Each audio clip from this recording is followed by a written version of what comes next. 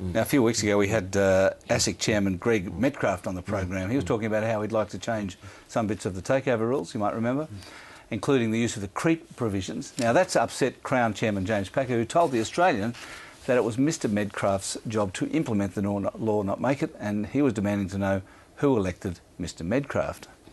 So what do you think this means? It means that he's going to given the game away, hasn't he? That's exactly what he wants to do, and he's upset. Well, I don't think he was particularly making any secret of it, I guess. Sure. But the question is, and he did the deal with Lend-Lease, right? Where he's actually going to build, subject to getting a casino licence, he's going to build a hotel at Barangaroo. But do we know, is there a... what is his job? Is it to implement the law or is it to make the law? I would have thought Does ASIC have a law-making function? Well, he's allowed to say he's allowed to make recommendations. No, Marcus, he's allowed to do both. Yeah. And I don't know anyone who'd be in a better position to recommend changes in law than the people implementing it, because he can see firsthand what's going on and where there needs to be change.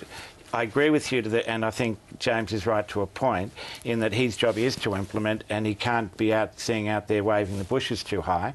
But in Medcraft's defence, he hasn't been. He raised it a couple of times and then he shut up. And now it's up to Treasury to take the matter further, which they will do. But I think it's a very valid thing for a regulator just to raise it. And he is just making a recommendation, isn't he? Absolutely, yeah, exactly. Absolutely. Yeah. But he's also seen what's happened at 7 West, where Kerry Stokes got control with 20%. He's up to 38% now. Sure. Right. He's just crept up. But it's been a busy week for James Packer, hasn't it? Been quite extraordinary, Alan. And I think it's. Well, he's into casinos, and casinos are all about a dream, and if you throw the right tool on the table, then you're going to walk away with millions. And that's what James has done this week. He's walked in and he's got an agreement out of the Western Australian government so he can have more VIP gaming tables in the West, and in return he's going to spend 500 odd million with the new casino there. He's done a deal with Lend-Lease in Barangaroo so he can build a casino, but importantly, only if he can get a VIP licence there. And a lot of this is all about him wanting the New South Wales government to bend the rules and give him a licence, and/or for the people at Echo to fall over and just fall and bow to the almighty James Packer as he into town and hand him a joint venture.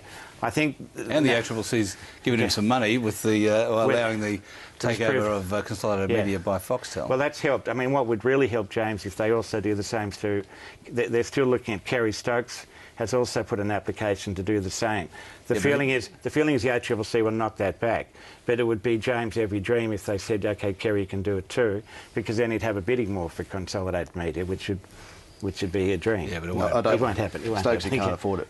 Well, yeah, that's true. But I mean, that's true. But it's James has all been. It's all about an illusion that he's created this. So there's a bit of pressure. There's a bit of pressure on the board of Echo now, isn't there?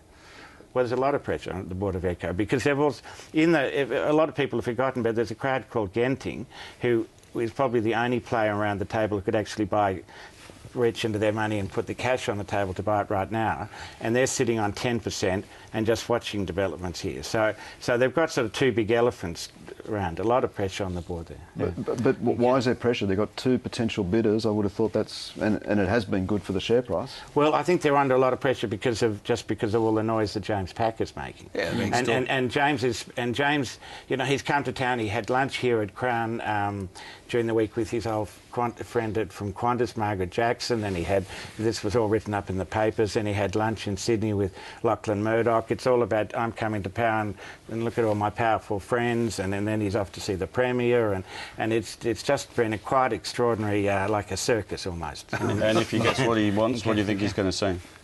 How's that? Yeah, exactly. Sorry, plugging up the channel program.